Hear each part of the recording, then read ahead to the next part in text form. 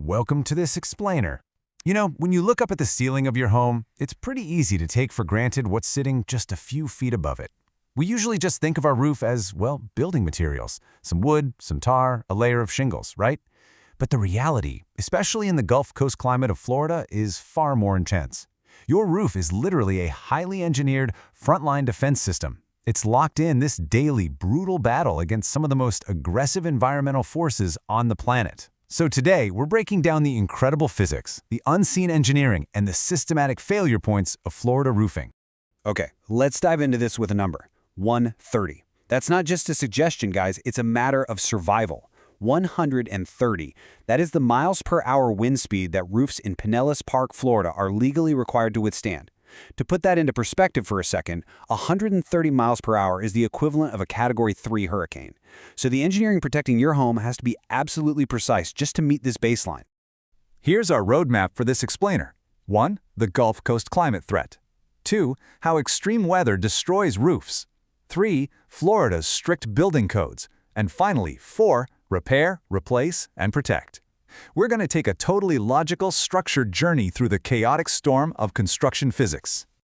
All right, Section 1, the Gulf Coast climate threat, Pinellas Park's brutal reality.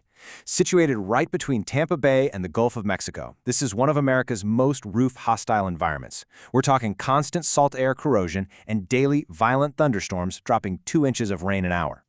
Now, what's really interesting here is that water doesn't even have to fall directly on your roof to destroy it. It's crazy, but true. Think about hydrostatic pressure.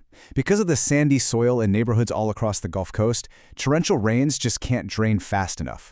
So pooling water around a foundation creates this immense upward force that actually pushes moisture up through the walls and straight into your attic space. So heavy rainfall can essentially bypass your roof completely and just rot the wooden decking from the inside out. And then there's the heat. Without proper airflow, your attic turns into a literal pizza oven, hitting a staggering 150 degrees Fahrenheit. Just think about that. The intense Florida sun heats the asphalt shingles on south-facing slopes to above 160 degrees on the outside, while that trapped 150-degree heat literally cooks the decking and shingles from below. As you can guess, this drastically shortens the lifespan of the materials. Moving on to Section 2, how extreme weather destroys roofs. The anatomy of a failure. Let's deconstruct exactly how the climate systematically breaks down roofing materials over time. It basically starts with a slow death by the sun. Imagine the life of a single brand new asphalt shingle. It's coated in tiny ceramic granules that act as a shield, bouncing off UV radiation. But under the constant heat and that heavy Gulf Coast humidity, the adhesive holding those granules degrades. They loosen up and just wash right away into your gutters. And once those granules are gone, the asphalt underneath is completely defenseless against the sun's ultraviolet rays. The shingle quickly becomes brittle, dry, and begins to crack. Now you might be wondering, looking at your own home, why does losing one brittle shingle really matter? What is the actual risk of a single bald spot on a roof that's covered in thousands of shingles? Well, it matters because a roof operates as a massive interlocking system, and a single point of failure sets the stage for a catastrophic chain reaction. Let's walk through how this builds. We call it the cascading domino effect. Because that brittle shingle lost its adhesive seal, wind uplift can now easily get right underneath it. Then one of those daily 50-mile-per-hour afternoon gusts catches the edge and tears it right off. Suddenly, the surrounding pieces instantly lose their protective overlap. Now the wind catches them too. Entire sections of your roof can blow off in a massive chain reaction. With the decking exposed, torrential rains pour inside. And the most terrifying part, once water enters that hot 150-degree attic, mold begins growing within just 48 hours. No joke. Which brings us to Section 3, Florida's strict building codes, the engineered defense. Nature is absolutely relentless, but thanks to Florida Building Code Section 1507, our engineering actually fights back.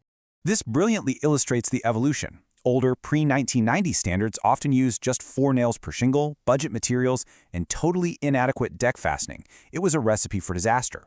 But today, under modern Florida Building Code Section 1507, roof decking must be attached to the home's trusses with 8D nails spaced extremely securely. Plus, the modern code mandates 6 specific fasteners per shingle. These fasteners have to penetrate the deck material deeply, and you are required to use shingles officially rated for 130-mile-per-hour winds.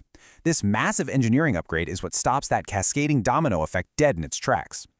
But hey, it's not just about stopping the wind, right? It's about stopping the heat. The code also mandates a strict net-free ventilation area. Basically, this requires 1 square foot of ventilation for every 150 square feet of attic space. It's split perfectly between the soffit intake at the bottom of the roof and the ridge exhaust at the very top. This creates convection. Cool air is pulled in, and that dangerous 150-degree air is forced right out the top.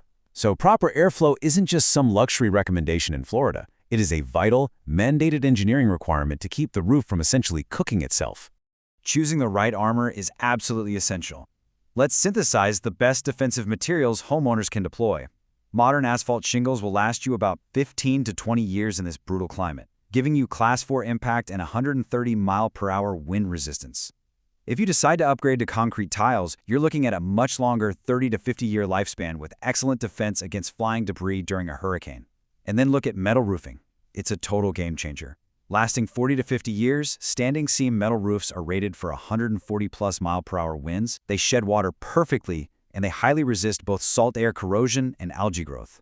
And that brings us to our final section. Section 4, Repair, Replace, and Protect, the Triage Protocol. This is how professional crews actively intervene on the battlefield when extreme weather breaches a home's defenses. When an active leak starts, let's say a tree branch punches through the decking, or the wind rips off a section, water does not wait for normal business hours. Roofers in this region have to operate on a super strict 2-hour emergency triage window. They must dispatch within 2 hours of a call, bringing heavy-duty tarps, battens, and temporary sealants. The stakes are incredibly high here. If they don't stop that water intrusion immediately, the interior insulation, drywall, and electrical systems of the entire home will be completely destroyed. So, the crucial point is, how do they actually execute this recovery? Well, it happens systematically in 3 steps. First up is the inspection and assessment. They aren't just looking at the top. They check the attic for moisture, ventilation issues, and structural deck damage, taking photo evidence of everything to secure insurance claims. Step 2 is the actual repair or replacement. This means tearing everything down to the decking, applying proper underlayment, and executing a fully permitted, code-compliant installation. And finally, step 3 is cleanup and walkthrough. They'll actually use heavy-duty magnetic sweepers to pull thousands of stray nails out of the landscaping, which is followed by a rigorous county inspection to verify total code compliance. Roofing in a high-threat climate like this is a constant, high-stakes game of physics, material science, and engineering. From fighting back the hydrostatic pressure in the soil to holding strong against a 130-mile-per-hour wind gust from the sky, a well-built roof is an absolute marvel of modern defense. So, knowing what we know now about how extreme weather relentlessly attacks our homes, is your home's first line of defense ready for the next 130-mile-per-hour test? Think about that the next time you hear the rain start to fall. Thank you so much for joining me for this explainer, and keep learning.